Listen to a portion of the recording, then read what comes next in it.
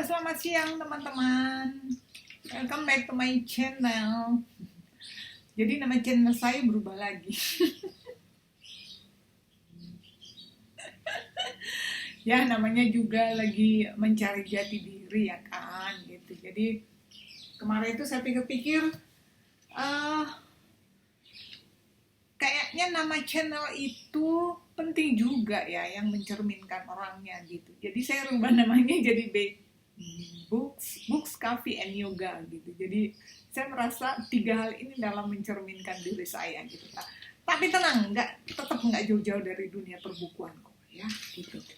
Oke teman-teman, ini saya pakai kacamata. Aduh, mata saya silau banget. Di luar tuh panas banget. Panas hatiku. Maaf ya, kucing saya jadi terganggu. Lagi hamil berapa bulan nggak tahu deh. Tuh. Jadi gini teman-teman, di siang hari yang gerah ini, yang panas ini, saya ingin menceritakan hal-hal lucu-lucu. Buat saya sih lucu ya, gitu. Nggak tahu lah buat teman-teman ya, itu lucu apa enggak. Jadi ini terpicu dari tadi kemarin tuh saya lihat status biasalah Facebook itu kan mengeluarkan kenangan beberapa tahun yang lalu gitu kan gitu. Jadi saya lihat pas ada foto kenangan itu, jadi saya mengingatkan saya pada kejadian zaman dulu waktu saya jadi Humas Perpustakaan UI. Jadi saya itu lama jadi Humas Perpustakaan UI, 13 tahun. Ini harus pakai kaki ya. Jadi 13 tahun saya jadi Humas Perpustakaan UI itu, melebihi jabatan presiden. Ya hanya Presiden Soeharto yang bisa mengalahkan lama jabatan saya. Jadi udah katam lah ya pekerjaan humas itu seperti apa gitu. Kalau ditulisin mungkin bisa dalam 3 buku kali. Dan saya memang berniat menuliskannya suatu saat kelak. Kalau saya udah pensiun mungkin banyak waktu saya akan nulisin pengalaman saya selama jadi pustakawan, khususnya selama jadi humas dan koordinator. Jadi waktu itu saya merangkap 2 jabatan, humas dan koordinator layanan. Mantap ya. Kenapa gitu? Emang gak ada orang lain? Bukan gak ada orang lain, banyak sih gitu. Karena ya waktu itu seperti itulah adanya gitu. Nah, jadi selama saya jadi humas ini kan selalu berkaitan dengan pihak luar ya, pengguna ya pokoknya pihak-pihak luar lah gitu. Jadi banyak pekerjaannya yang berkaitan dengan orang luar di luar lembaga kita gitu. Jadi harus menjaga citra lembaga yang kayak gitu-gitu kan. Terus kalau kayak di perpustakaan apalagi di kampus, ngadepin mahasiswa yang demo, yang komplain, yang marah, yang protes, yang pokoknya udah banyak sekali lah pengalaman saya, mulai dari yang lucu-lucu sampai hal-hal yang agak-agak yang sedih atau yang menegangkan, bahkan yang menyeramkan gitu. Ya dipuji, ya difitnah, itu udah pernah lah saya alami gitu. Nah, salah satu pekerjaannya humas ini waktu itu adalah ngurusin orang-orang atau tamu dari luar perpustakaan UI atau misalnya seperti yang magang. Jadi di perpustakaan itu kita menerima mahasiswa-mahasiswa yang PKL, yang magang, termasuk pustakawannya gitu. Dan itu hampir tiap bulan tuh selalu ada yang magang di perpustakaan UI. Nah, ini yang ceritanya macem-macem ya, banyak. Pokoknya nanti saya ceritain pelan-pelan deh gitu. Nah biasanya yang magang ini biasanya sih dari daerah ya, yang jauh gitu, karena mereka juga kalau magang pengen ke institusi yang misalnya yang lebih dianggap lebih besar lah dari lembaganya gitu. Kalau yang dari daerah itu biasanya minimal seminggu, termasuk tergantung anggarannya lah, seminggu, 2 minggu atau 3 minggu gitu. Nah waktu itu kami dapat yang magang itu dari daerahnya cukup jauh, dari Indonesia bagian timur gitu, dan beliau magang sebulan. Si bapak ini jujur aja memang institusinya juga ngasih tahu kalau dia itu sebetulnya dikirim magang ke UI itu kayak karena dia udah mau pensiun, kira-kira 3 tahun setelah itu dia pensiun, jadi kayak apresiasi lah. Karena dia selama jadi itu nggak pernah tugas luar gitu, nggak pernah ada kesempatan untuk tugas luar. Bahkan dia pernah naik pesawat baru sekalinya itu waktu pas ke UI gitu. Jadi bisa dibayangkan dong, ya kan. Kemudian tiba-tiba dia harus jauh dari keluarga selama sebulan gitu. Jadi banyak waktu itu masalah-masalah, tapi ya kami atasin segala macam gitu ya. Nah di akhir magang biasanya memang hari terakhir atau minggu terakhir itu biasanya kita treat lah, kita treat peserta magangnya ini biasanya bawa jalan-jalan kayak gitu ya, jalan-jalan atau pokoknya kita relaksasi lah gitu. Nah rata-rata sih pasti mereka mintanya ke Ancol atau ke Taman Safari atau ke Monas segala macam. Kita ikutin, kita bawa aja gitu. Nah si bapak ini waktu itu dia minta kita bawa ke Ancol ya, hari Sabtu kita bawa ke Ancol. Dia akan pulang ke tempatnya itu kurang kira-kira 3 hari lagi. Jadi hari Selasa atau Rabunya itu dia akan pulang, habis nih masa magangnya gitu. Jadi hari Sabtunya itu dibawa dulu ke Ancol. Kemudian Senin pas masuk dia bilang ke saya, Bu Clara, saya itu pengen sekali ada 2 hal yang pengen saya tunjukkan yang pengen saya kunjungi di Jakarta, dan itu pokoknya saya pengen banget ke situ. Kemana? Saya bilang gitu. Dia bilang ke Bundaran HI gitu. Ngapain ke situ gitu. Nah karena dia bilang, karena kami kalau di daerah itu Bu, kalau lihat berita-berita di TV, di berita tentang Jakarta, beliau demo biasanya kan disorot tuh Bundaran HI-nya. Jadi saya pengen lihat. Oh gitu, gampang itu Pak gitu. Ya oke.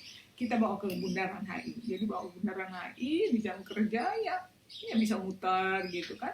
Nggak bisa turun juga terus foto di situ kan nggak mungkin gitu ya. Tapi kita ya puas lah.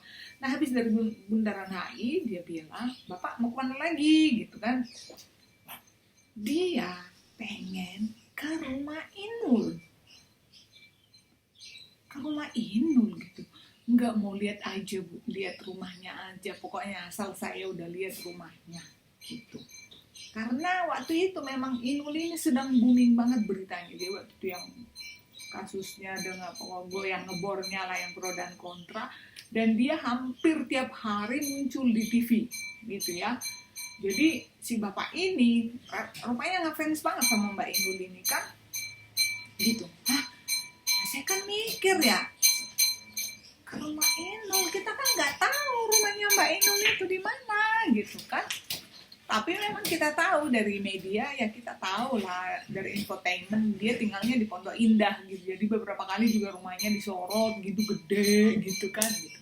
Ya udah saya pakai kode-kode lah ke bapak sopir nih, sopirnya si bos.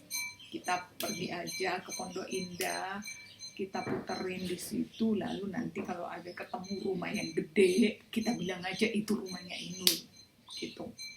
Oke, kita jalan gitu. Oh iya bisa Pak, bisa, kita bilang gitu. Kita tahu kok rumahnya Mbak Inul gitu. Ya udah, dia seneng tuh. Dia dulu depan kan, ya dia di sopir, dia di depan, aku di belakang gitu. Masuk Pondok Indah. Saya belum pernah dari Pondok Indah, jujur aja pada saat itu. Ya, tapi si Pak sopir beberapa udah tahu lah gitu. Nah sampai di Pondok Indah kan, itu kan Pondok Indah itu kan jalannya gede-gede gini ya, lebar-lebar gitu ya, terus masuk gitu. Nah kita bilang, Pak ini nih daerah Pondok Indah nih, di sini nih tempatnya Mbak Inul nih gitu kan. Mana rumahnya Bu? Lah masalahnya kan itu rumah semuanya gede, semuanya rumahnya kan gede-gede tuh, gede-gede, pilarnya tinggi-tinggi gitu ya. Lah masih bapak sopir ini kan sambil nyetir kan nggak bisa nih, gimana ya kalau saya tunjuk ini, takutnya Bu Clara nggak cocok, dibilang gimana mau ngode-ngode gitu loh ya. Gitu ya. Akhirnya aku bilang kan, udah terus ini Pak, kayaknya nggak di situ deh, sebelah sana, masih di depan deh, masih di depan gitu kan. Ceritanya sotoy gitu, padahal gue juga nggak tahu itu rumahnya Mbak Inul yang mana gitu kan. Udah sopirnya terus kan, tiba-tiba kan mentok tuh, mentok udah habis Bu. Udah habis rumahnya. Terus Bapak, ya Mana Bu, katanya, kok udah nggak ada ya. Nah aku jadi nih, aku begini sambil tanganku nih nyolek si sopir gini nih, di nyolek pundaknya tuh. Oh Pak, kita salah. Bapak ini kayaknya tadi biasanya kan kita datangnya dari sono, saya bilang gitu. Ini kan kita dari HI ini gitu, pura-pura tahu gue gitu. Nah, kita dari sana biasanya. Jadi Bapak ini belok aja Pak, belok kiri, lalu nanti ambil jalan yang besar, pokoknya yang jalan yang satu lagi yang paling gede itu, yang paling pojok itu rumahnya Mbak Inul.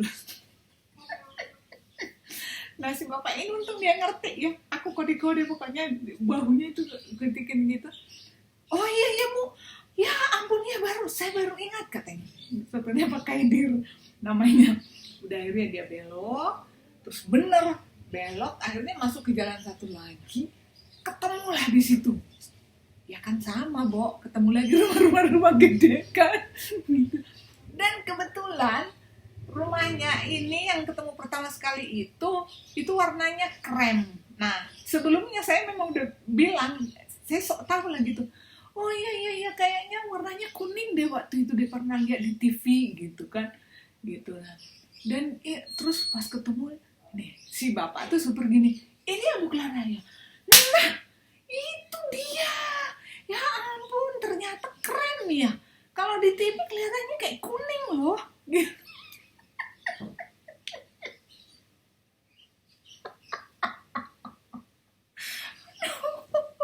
Nah si bapak itu sakit. Jadi ini ya Bu, ini apa sih ya, rumah Mbak Inul ya. Iya itu Pak, itu rumahnya Mbak Inul tuh gitu. Iya bener ini jalannya gitu. Pokoknya kita berdua ya, kita dengan acting tanpa skenario lah gitu. Nah si bapak itu senang banget gitu kalau turun udah sujud kali ya. Sujud gitu, terus dia bilang udah turun kan.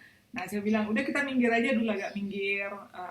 Daerah Pondok Indah itu kan rimbun ya, banyak pohon, gak terlalu ini juga, jadi boleh minggir lah, tapi yang nggak bisa masuk loh Pak, kita bilang gitu kan, nggak boleh ke rumah artis tuh, nggak boleh, kalau nanti dikirain fans yang pengen gangguin gitu. Enggak Bu, nggak usah, saya hanya pengen foto aja gitu. Jadi diambil kamera, zaman itu belum ada kamera handphone ya, jadi dia pakai kamera itu, lalu ini terus dia cetak tuh katanya gitu. Jadi setelah dia pulang ke daerahnya, teman-teman cerita kalau dia senang banget, dia cerita katanya dia, dan cerita itu selalu diulang-ulang bahwa Bu Clara bawa saya ke HI, ke Ancol, dan ke rumah Mbak ini. Aduh, maafin aku ya Mbak itu. Jadi pada saat itu saya memindahkan rumah Mbak Inul gitu. Nah buat si bapak akhirnya kami pernah ketemu tahun 2016 kalau nggak salah di suatu event deh itu. Pernah ketemu, lalu dia sih udah pensiun pada saat itu, tapi pas kami ada acara di tempatnya itu, dia tahu ada teman-teman dari UI, dia datang gitu, bawa oleh, terus aku cerita lah waktu itu gitu, bahwa Pak waktu itu kan kita nggak tahu loh kalau itu rumah Mbak Inul gitu. Nah dia bilang bodoh amat Bu, yang penting ya, pasti di situ lah kan rumah. Iya kalau daerah itu di situ di Pondok Indah itu, tapi bahwa rumah yang aku tunjuk waktu itu bukan rumah Inul. Tapi dia juga jadi ketawa sih, dia bilang ya saya juga tuh norak banget ya Bu ya gitu, ini nih ya nggak apa-apa sih gitu. Nah itulah salah satu kisah lucu yang pernah saya alami, yang waktu bertugas sebagai humas. Masih banyak yang lucu-lucu lainnya, nanti aku ceritain ya. Pokoknya kalian yang penting follow, subscribe dulu deh channelku ini gitu ya. Rugi loh kalian kalau nggak dengar cerita lucu dari aku, nanti nggak jadi stres kalian. Mendingan deh follow dulu ya, follow, like. Oke guys, mau minum dulu ah. Lihat kan ada bioglasnya kan? Always dong pakai MCI bioglas. Oke, bye bye, sampai siang.